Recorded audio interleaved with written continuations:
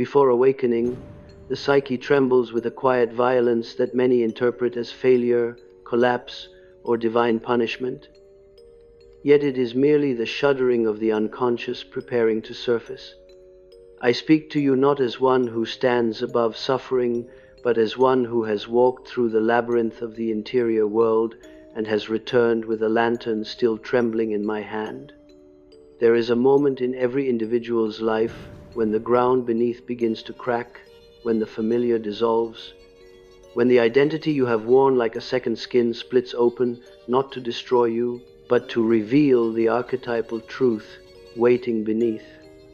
And so I tell you this: before awakening, you will face the greatest obstacle of your life. Not an enemy outside you, nor a circumstance engineered by fate, but the ancient, unintegrated contents of your own unconscious that you have spent a lifetime evading. One must understand that transformation is not gentle. It is not a polite invitation into wisdom. It is a tearing, a burning away of the false layers with which you have protected your vulnerability. The unconscious is patient, but only to a point. When one refuses too long the call of the soul, life will break open underfoot and force us into a confrontation with what we most fear. Many come to me speaking not of enlightenment, but of despair, saying the darkness is too vast, the dreams too chaotic, the inner world too immense. And I tell them, as I tell you now, what you perceive as chaos is the beginning of order. The darkness is not the absence of light, it is the womb of light.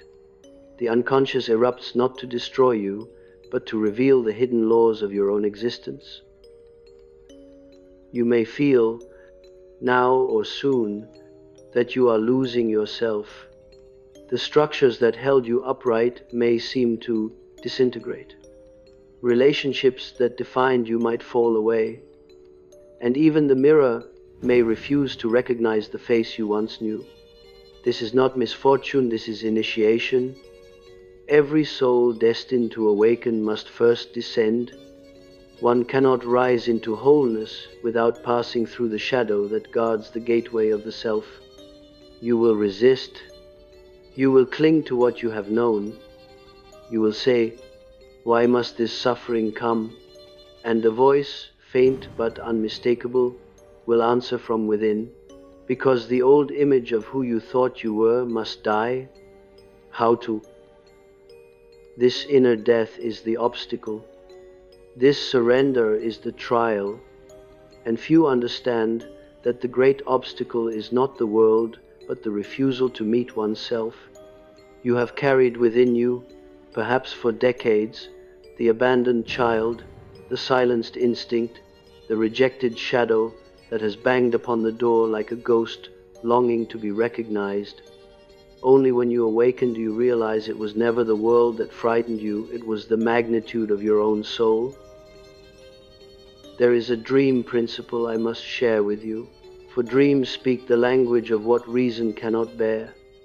Imagine standing at the threshold of a house that you believed was yours, yet the deeper you wander into its corridors, the more you discover rooms that were sealed long before your birth. You open a door and find a library filled with memories that do not belong to your personal history. You open another, and buried inside are ancestral wounds, collective traumas carried through generations, like a silent inheritance. At first you panic. These rooms are not mine, you think. They are too vast, too haunted. But the more you explore, the more you realize they were always yours, simply unseen.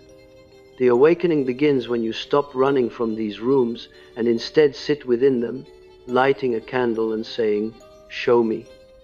It's CERNed. In that moment, the unconscious ceases to chase you and becomes instead an ally.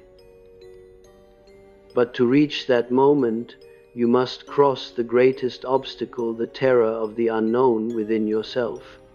Many believe their suffering originates from the external world, from others, from destiny, but the true battlefield is internal. Your shadow does not wish to punish you. It wishes to unify with you. It longs for the moment when the conscious mind turns toward it without fear. Only then does awakening begin to unfold like a secret garden blooming under moonlight. Before awakening, the soul often plunges into crisis. The ego, accustomed to mastery, suddenly confronts forces beyond its rule. The persona that mask you present to the world begins to slip. You cannot pretend to be what you are not. You cannot continue living in ways that suffocate your spirit. And so the discomfort intensifies, relationships destabilize, identity fractures, and what once felt like certainty melts beneath your feet. This disintegration is not your undoing, it is the clearing of ground upon which the self may be built. Many fear this threshold because they believe wholeness feels like peace, but wholeness feels like fire first. You will face resistance, denial, anger, exhaustion. The psyche rebels against change because change is an affront to safety. Yet safety is not the purpose of life. Growth is. When the unconscious demands to be integrated, you may feel as though you are drowning beneath emotions that have no name, beneath grief that belongs not only to you but to the generations before you. The obstacle is the belief that you must fight this process.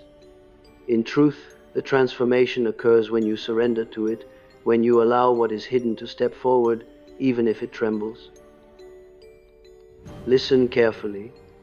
The wound you carry is the doorway to awakening, not despite the pain, but because of it.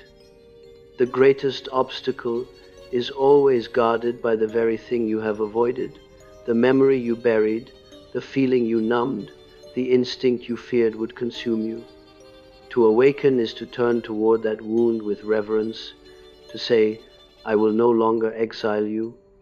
In doing so, the psyche begins to reassemble itself into a unity no longer fractured by repression and denial. And what of the world outside? It mirrors the battle within. When you begin to transform, the world reacts. Friends may not understand. Family may cling to the old version of you. Society may tell you to return to your former shape. But you cannot return. The river that awakens cannot flow backwards. To step into your own consciousness is to defy every structure that once defined you. And this is why awakening is preceded by the greatest obstacle, because the ego will fight for survival, even when its survival means the death of the soul. The moment of breakthrough often arrives disguised as collapse. You may feel you are unraveling, but you are merely shedding. The fear you feel is not a sign to retreat, but proof that you stand at the edge of revelation. And so I ask you, gently and urgently, when the darkness rises, will you turn away, or will you step into it? For the obstacle is not the darkness itself, but your refusal to enter it. I have watched countless souls reach this threshold and tremble. Some return to comfort, to familiarity, abandoning the call of the inner world. Others step into the abyss and emerge reborn. What decides the outcome is not strength, but willingness. You do not need to be fearless, you need only be willing to sit with your shadow, willing to question your identity, willing to face the dream that wakes you at night with symbols you do not yet understand. For the unconscious does not speak in words, it speaks in images, in archetypes, in sensations older than language.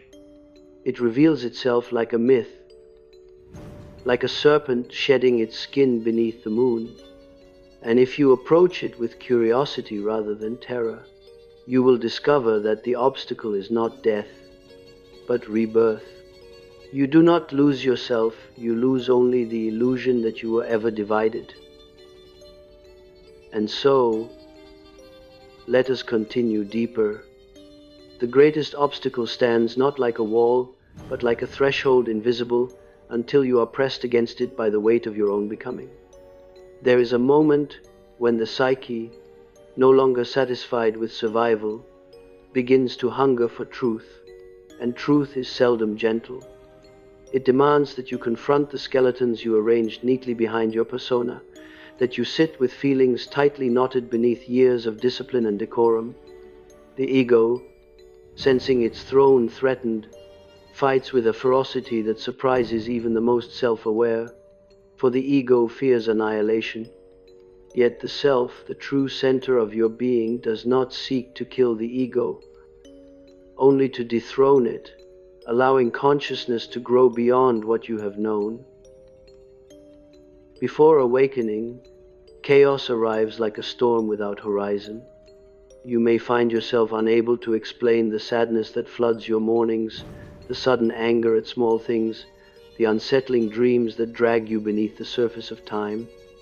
It is as though something ancient stirs within you, something that has waited like a deity buried in forgotten stone.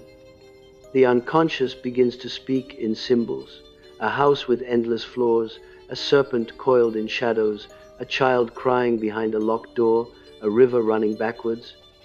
Do not dismiss these images. They are not hallucinations but revelations. They are messages from the depth of your own psyche, telling you that what you have outrun is returning for integration. In this stage, many feel they are breaking, but the psyche does not break, it sheds. Like a snake splitting the skin that no longer fits, you too must endure the tearing. You cannot transform while wrapped in the identity built for a previous version of yourself. Consider the caterpillar. To the human eye, it dissolves into formlessness inside the cocoon, but what appears as destruction is merely rearrangement. The cells that once crawled now learn to fly. In the same way, you must dissolve the narratives that once held your life together. You must allow uncertainty to permeate your sense of who you are, for the old identity cannot survive the expansion that awakening demands. Many come to this threshold hoping for bliss, yet bliss is the gift granted only after the descent. Awakening begins in the underworld of the psyche, where instinct and memory hold their vigil. You may find yourself revisiting childhood wounds, not to suffer them again, but to reclaim the parts of your soul left behind. The tears you shed now are not signs of weakness, but rites of return. Return to yourself, return to the forgotten child who once felt deeply before you learned to numb. This is your initiation. Pain is the doorway. Courage is the key. You may feel isolated, convinced no one could understand what rises inside you, but this path is older than civilization. Every myth, every scripture, every dream of transformation speaks of descent before ascent. Orpheus entered the underworld, Moses wandered the desert, the Buddha sat beneath the Bodhi tree and confronted Mara, the shadow of his own being. All transformation follows this pattern. You, too, are walking an archetypal road. You may feel alone, but you walk beside the ancient ones who crossed the same threshold. The greatest obstacle, therefore, is not external adversity but inner resistance. The mind clings to the familiar because the familiar once kept you safe. Yet safety has become a cage. At some point you must ask yourself, is survival enough, or does something within you crave more? A deeper life, a more authentic presence, a union between shadow and light that dissolves the need for pretense. If you feel restless, if you feel called inward, if the world outside begins to ring with hollowness, this is the pulse of awakening beneath your ribs. You will notice shifts. You may feel called to solitude, though you once sought company. Silence becomes a companion rather than a void. You listen differently, not only to words, but to the spaces between them. The world becomes symbolic. People reflect what you have yet to see in yourself. You begin to sense that nothing is random, that every encounter is a mirror, every emotion a messenger. This is the psyche reorganizing itself. This is consciousness stretching its roots deeper into the unknown. But the stretch hurts. Growth pulls at the soul like a tide that refuses to recede. Some days you may wake with clarity, other days with confusion so thick it feels like fog beneath the skin. Do not mistake disorientation for failure. It is the psyche rearranging its foundations. The unconscious is like an ocean calm at the surface, yet roaring with undercurrents below. When awakening begins, those undercurrents rise. Old emotions surge, forgotten memories resurface. Dreams bleed into waking life. You are not losing sanity, you are gaining depth. There is a moment in this process where you are asked to choose not with thought, but with willingness. Will you continue living through habit, or will you allow the self to lead you into territory the ego cannot map? This moment is the fulcrum of transformation. If you turn away, life may continue but feel hollow, echoing with the ghost of the path you refused. But if you move forward, if you bow your head to the mystery and say yes, even trembling, the universe responds. It opens like a sacred gate and whispers truths that were always yours, waiting for recognition. Awakening does not grant superiority. It demands humility. To see yourself clearly is to recognize both the divine and the monstrous within. You are the light that seeks expansion, but you are also the shadow that guards the treasure. Both must be honored. The obstacle before awakening is often the refusal to accept your own complexity. You want to be good, pure, healed, yet the psyche is not linear. Transformation is not about eliminating darkness, but integrating it. The shadow is not evil, it is unlived life. When you embrace it, you reclaim power. Power, in the Jungian sense, is not domination over others, but sovereignty over oneself. Awakening gives you this sovereignty, but only when you pass through the obstacle without fleeing. The obstacle tests your patience, your courage, your willingness to sit in uncertainty. It strips you of illusions, one by one, until you stand naked before your own soul. And in that nakedness, something extraordinary reveals itself, an inner knowing older than thought, older than identity, older than fear. Imagine this awakening as a dawn that has not yet broken. The sky remains dark, but there is a vibration, a subtle glow at the horizon. You do not see the sun, yet you feel its approach. Something within you lifts its head like an animal sensing light. You know, without knowing how, that change is inevitable. This sensation is the soul stretching. This is the beginning of inner resurrection. Before awakening, you will question everything. You will wonder why the world feels heavier, why relationships feel misaligned, why the future feels both terrifying and luminous. The old self cannot answer these questions, for it was never built to carry such weight. Only the emerging self can. The greatest obstacle is patience. Patience with yourself, patience with the process, patience with the unraveling. You cannot rush awakening. A flower does not bloom faster by force. The psyche does not unfold by demand. And yet, even as you wait, transformation continues. The unconscious works like a moonlit river, reshaping the landscape in silence. You may not see progress, but one day you will wake and realize something subtle has shifted. The fear is less sharp, the grief less heavy. the self less fragmented. You have crossed the threshold without noticing the exact moment. The obstacle that once felt immovable becomes the very ground you now stand upon. Let us walk further into this mystery together. Before awakening, the soul undergoes a quiet revolution. Not loud like the rise of armies, not dramatic like collapse in the outer world, but profound like a tectonic shift beneath continents. You may appear unchanged to others, yet within you entire structures are tilting, dissolving, rewriting themselves. The obstacle you face is the pressure of this transformation, the friction between the self you have been and the self you are becoming.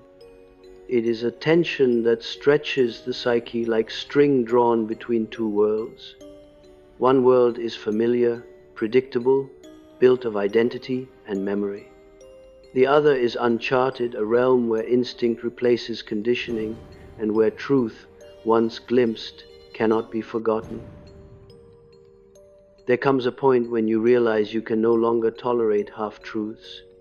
Polite lies, small masks, emotional performances that once ensured acceptance suddenly feel heavy, suffocating. You sense that authenticity is no longer a luxury, it is a necessity for survival.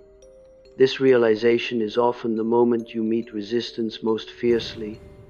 The world may ask you to remain who you were. People may feel threatened by your metamorphosis, for when one individual awakens, it challenges the collective to confront its own slumber.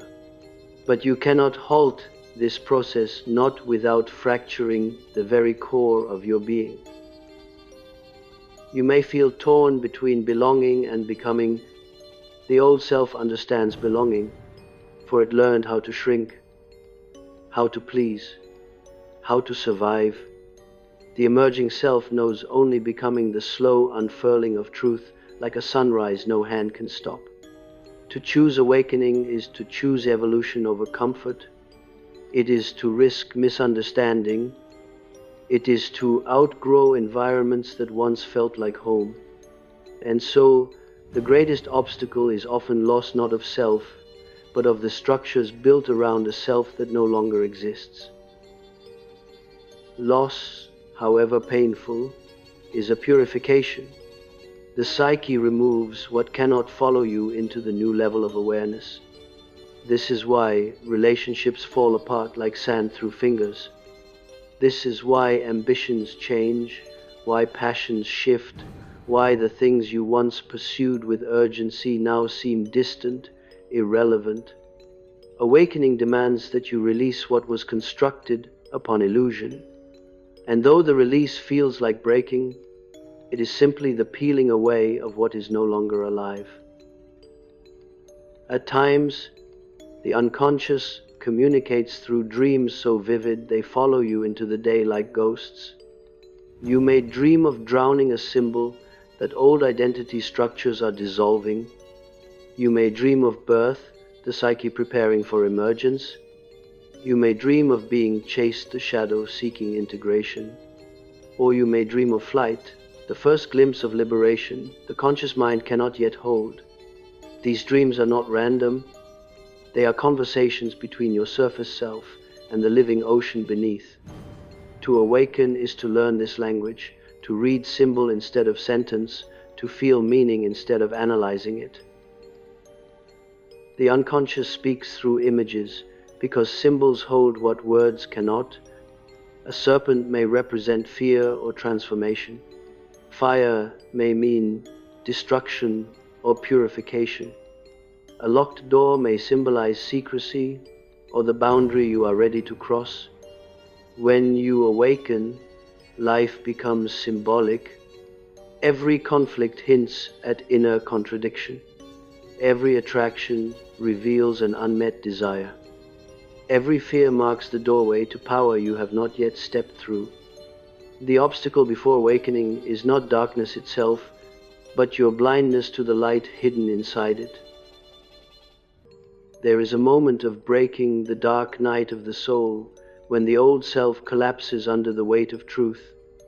It is a psychological winter, cold and stripped of foliage, you stand in the barren landscape of your interior and wonder whether spring will ever come. But even beneath frozen earth, seeds wait. The dark night is not punishment, it is gestation. What feels like emptiness is a womb. What feels like ruin is reorganization. You do not see the growth because it happens below awareness, the psyche weaving roots where you once imagined only void. This winter of transformation is one of the most misunderstood stages. People believe awakening is illumination, yet illumination arrives only after descent. Before light, there must be darkness, not absence, but potential. When your identity dissolves, when certainty evaporates, when you no longer know who you are closest to rebirth. The ego calls this death, the self calls it surrender, and surrender is the bridge across the greatest obstacle. You are asked to soften, not flee, to witness, not control, to feel, not rationalize. The thinking mind cannot navigate this terrain. Its maps are drawn from the past. Only intuition, the ancient compass of the soul, can guide you now. Intuition is not thought, it is knowing without reasoning. It rises from the unconscious like a dream breaking into daylight. Sometimes it speaks through sensation, a pull towards something new, a heaviness around what is false, a trembling when truth approaches. Awakening means learning to trust this silent voice, even when it leads you where the ego does not want to go. As consciousness expands, you begin to see the architecture of your suffering. That which once appeared as misfortune is revealed as initiation. The heartbreak that shattered you was not accidental, it was a catalyst. The betrayal that wounded you opened the door to shadow integration. The loneliness you feared carved space for inner connection. Pain was not punishment, it was a teacher speaking in a dialect you had not yet learned to translate. Once you translate it, obstacle becomes oracle. There is an archetype within every human being, the wounded healer who rises through suffering into wisdom. This archetype does not emerge through avoidance, but through descent. The healer inside you is born when the part of you that once felt powerless becomes the part that guides others through their own night. But before you teach, you must walk the valley alone. Before you heal, you must bleed. Before you awaken, you must confront what sleeps within. This is where many turn back. They fear the depth of their own ocean. They fear that if they let go of control, they will drown. But drowning is only an illusion, for you are water. The psyche does not dissolve into nothing, it dissolves into truth. When the waves of emotion crash, do not resist. Let them carry you deeper. The bottom is not death, it is origin. When you reach the floor of your inner ocean, you rest in stillness older than fear. In that stillness, you discover something paradoxical: you were never separate from your shadow. You and the darkness are strands of the same rope, woven into one tapestry. You begin to see that the greatest obstacle was never pain, but resistance to pain. Never shadow, but refusal to turn toward shadow. Never fear, but identification with fear. When you observe rather than fuse, the obstacle dissolves like mist in sunlight. You realize you were trapped not by circumstance, but by interpretation. Awakening is not the removal of darkness, it is the illumination of darkness from within. There is a moment subtle yet unmistakable when the tide shifts. The inner storm calms, not because life becomes easier, but because you stop fighting the waves. Awareness replaces analysis. Presence replaces panic. You no longer seek escape, for you understand there is nothing to escape from, only something to integrate. You sit with your wounds like old companions. You breathe through grief without trying to fix it. You allow the past to speak its language, knowing it will soften when heard. And then, one morning or one dream, or one unexpected stillness, something inside you opens like a window after decades of being nailed shut. Light pours through in ways you cannot articulate. You realize awakening is not something you achieve, it is something you allow. The self was always there, quiet, patient, waiting. You were not becoming, you were remembering. The greatest obstacle was merely the gate.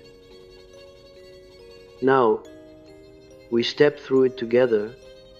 Beyond the obstacle, something shifts that cannot be fully described in language, for language is the tool of the rational mind, and awakening begins where rationality dissolves into presence. Before this threshold, you lived primarily through thought, analyzing, remembering, anticipating, defending. But once you pass through, the center of gravity descends into the deeper strata of being. You no longer attempt to think your way into clarity. Clarity arises unbidden. Like dawn through curtains you forgot to close, life no longer feels like something you must conquer or interpret, it becomes something you inhabit. There is a strange and holy neutrality that arrives when one has confronted the shadow and survived. You do not become numb, you become spacious. Emotions still move through you, grief may still tighten the chest, joy may still rise like sunlight, fear may still flicker, but they no longer define you. They pass like weather across a sky you now know yourself to be. Awakening is not the absence of experience, it is the expansion of awareness so vast that no single experience can consume you. You feel the presence of your own depth. You begin to sense that the soul is not fragile, but ancient. Something within you stands unshaken even when the surface trembles. There are moments of silence inside you that feel like cathedrals, tall and resonant, built of centuries of unconscious memory. You realize you are not merely a personality, you are a field of awareness containing multitudes. The child you once were still breathes within you. The shadow you once feared now walks beside you. Instinct stretches like a wolf waking in snow. Imagination burns like firemongers in myth. You are not one thing, you are a psyche, a cosmos, a labyrinth whose center is God's quiet pulse beneath your ribs.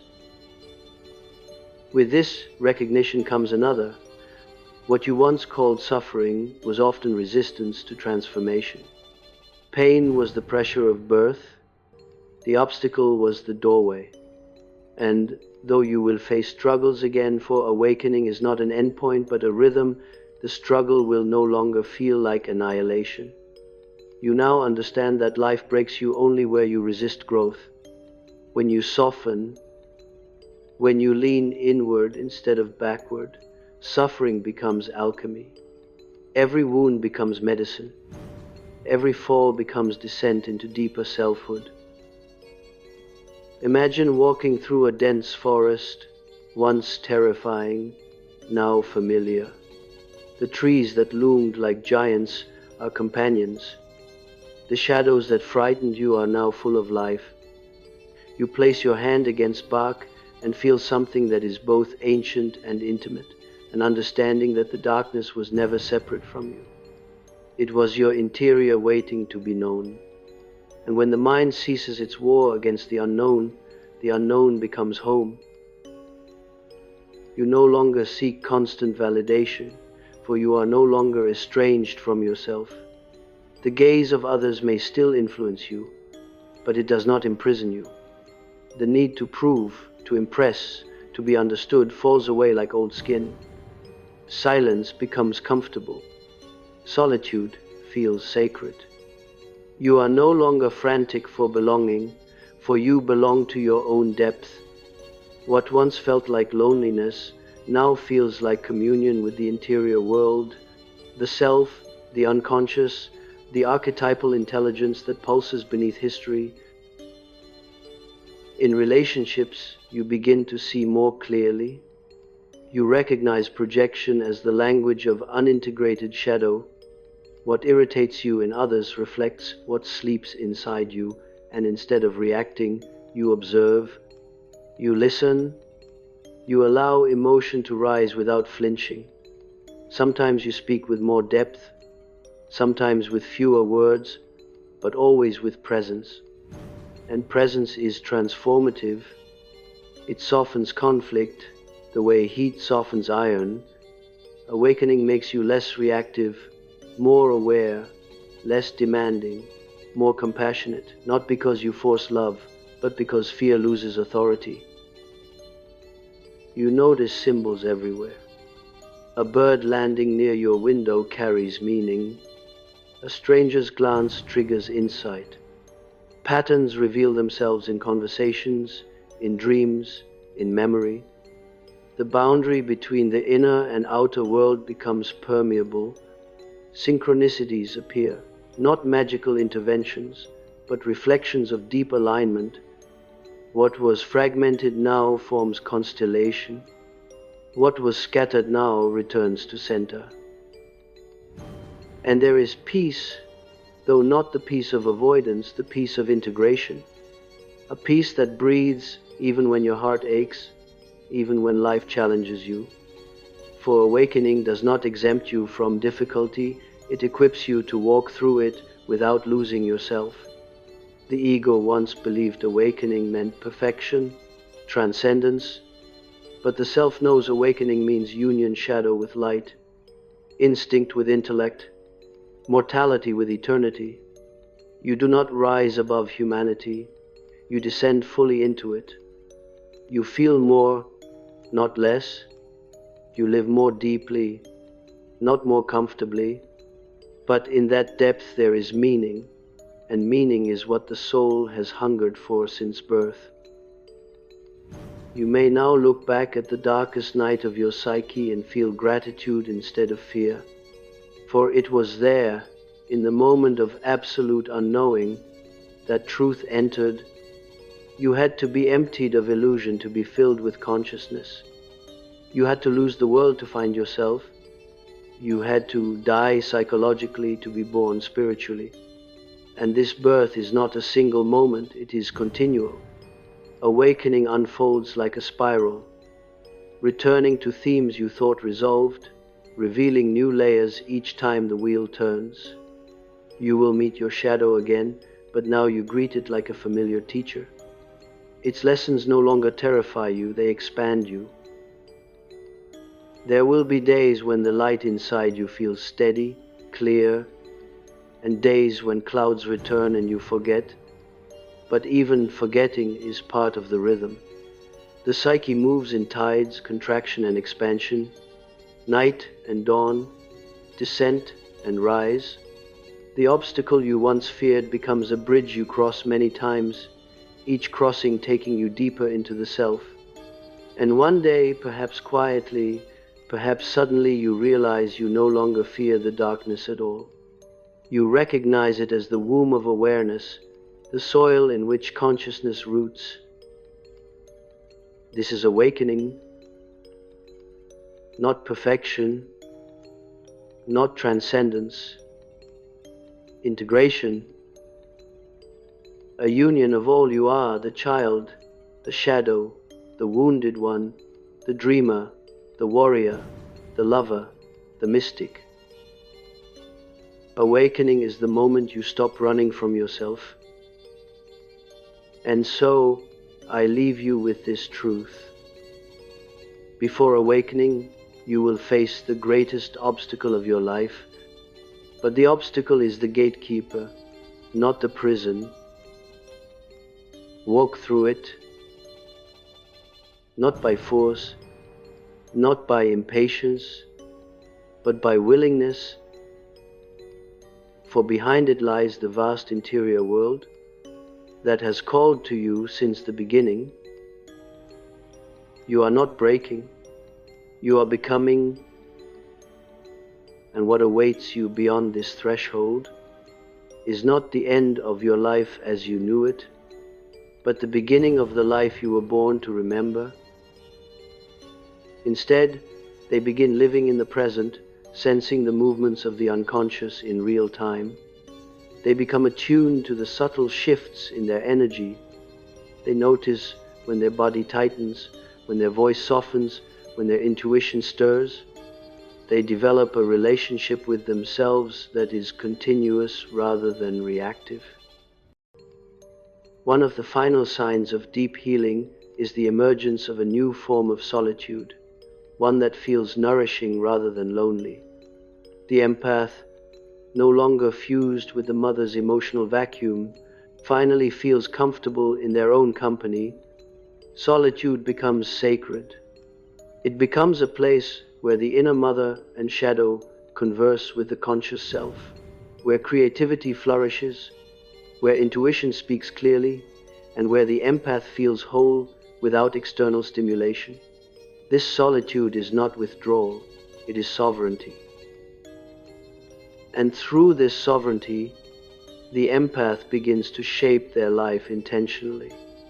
They choose careers that align with their inner values rather than those that mimic historical patterns of caretaking. They pursue relationships from a place of fullness rather than desperation. They engage with the world not to fix it, but to contribute to it authentically. This authenticity is not loud, it is profound. It is the quiet power of someone who has reclaimed their psychic inheritance. As the mother archetype continues to integrate, the empath steps into what I would call the feminine heroic journey. Unlike the masculine journey, which emphasizes conquest and outward expansion, the feminine heroic journey emphasizes descent, integration, and rebirth. The empath descends into the depths of the unconscious, confronts the mother wound, integrates the shadow, and emerges not as a conqueror but as a sovereign being, one who governs themselves with wisdom, compassion, and inner authority. This inner authority is perhaps the greatest gift of the healed mother archetype. The empath no longer looks to external figures for guidance or permission. They become their own psychological parent. They become the source of their own safety, nourishment, and truth. And from this place, their life unfolds with a depth and clarity that was previously impossible. This is the threshold of transformation. When the empath crosses it, the shadow no longer gravitates toward pain or repetition. Instead, it chooses alignment.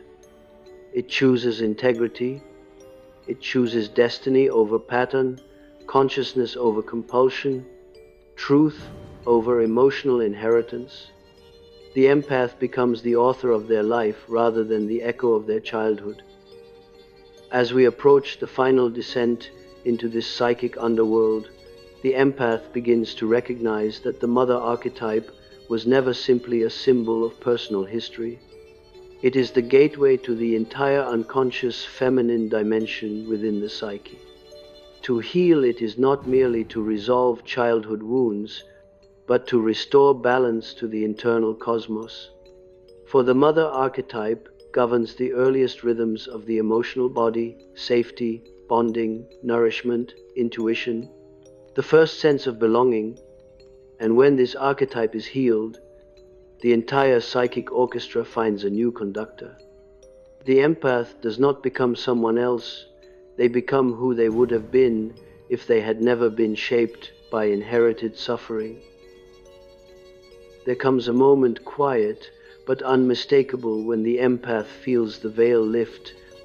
They wake up one morning and notice that their first impulse is no longer to check the emotional temperature of the world. They are no longer scanning the environment for signs of threat or disappointment. They no longer anticipate sadness before it arrives. nor do they monitor the moods of others as if survival depends on it. Instead, they experience an internal neutrality, a silence that is neither empty nor distant. It is peace, a peace so unfamiliar that at first it feels foreign, as if they have stumbled into someone else's mind. This peace is not the absence of emotion, it is the absence of entanglement. The empath finally stands as a sovereign observer of their own inner life. They can feel deeply without drowning. They can care profoundly without collapsing.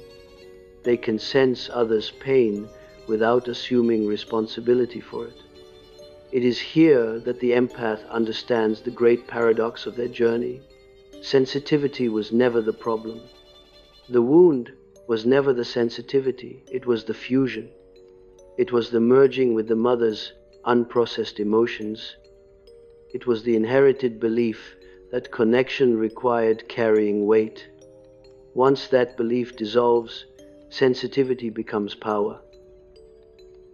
In this stage, many empaths report a sensation that feels like the soul stretching into long-forgotten spaces. Creativity begins to occupy the areas where anxiety once lived. Curiosity replaces fear. Desire returns, not the desperate longing for safety or approval, but the organic pull toward what is meaningful. The empath begins to sense their own destiny, not as an abstract concept, but as a living force within the psyche. And as this destiny awakens, the shadow, now integrated, understood, and respected, stands not in opposition but in partnership. The shadow becomes a compass. It alerts the empath when they are retreating into old patterns, when they are dimming their truth to make others comfortable, when they are slipping into emotional servitude disguised as compassion. But instead of pulling them into pain, the shadow now redirects them toward alignment. Its voice no longer sounds like fear or sabotage, but like instinct. It becomes the guardian of their boundaries, the protector of their energy, the keeper of their authenticity. This shift often manifests in dreams, where the dreamer walks with a shadow figure side by side. No longer chased, no longer threatened, the dreamer accepts the presence of this companion. In one dream, a man found himself walking through a dimly lit forest with a dark figure who held a lantern. When he asked who the figure was, the shadow replied, "I am the one who kept you alive when you were asleep. Now I will guide you while you are awake." This is the essence of shadow integration. The once feared figure becomes a guide. Healing the mother archetype also brings closure to ancestral patterns. The empath realizes that many of the emotional burdens they carried did not begin with their mother's story alone. They go back generations: women who were silenced, men who were emotionally starved, families who endured trauma without language to express it. The empath becomes the first in the lineage to say, "This ends with me." And in doing so, they release not only their own psyche, but the echoes of countless souls who carried similar pain. This is why healing often feels larger than the self. It is because it is. The empath becomes a bridge between the unconscious past and the conscious future. And from this bridge, they begin to walk forward into a life that is no longer dictated by survival. They begin to choose relationships that nourish rather than deplete. They stop engaging in emotional labor that goes unpaid. They no longer explain, justify, or shrink. They begin to speak from the depths rather than from fear. Their voice changes, its tone becomes steadier, anchored in truth. Even silence becomes different. It is no longer a shield but a sanctuary. There is also a profound bodily shift. The empath's nervous system, once shaped by maternal unpredictability, now rewires itself towards safety. They breathe differently, more deeply, more slowly. Their posture changes. Their shoulders drop, their stomach softens, Their jaw releases years of holding. The body no longer holds the mother's pain. It becomes a home for the self. This somatic transformation often feels like rebirth, not metaphorically, but viscerally. The empath feels the difference between bracing and being. As the inner mother stabilizes, the empath discovers a new internal dialogue. It is no longer the anxious voice of contingency. What do they need? What will happen if I say no? Am I disappointing someone? Instead, it becomes the grounded voice of presence. What do I feel? What do I want? What matters to me now? This is the voice of the self finally speaking without interference. And when this voice becomes audible, the empath begins to build a life that reflects their truth rather than their trauma. But perhaps the most extraordinary transformation is this. The empath begins to experience love not as burden, but as expansion. The mother wound taught them that love requires surveillance, sacrifice, or self-forgetting.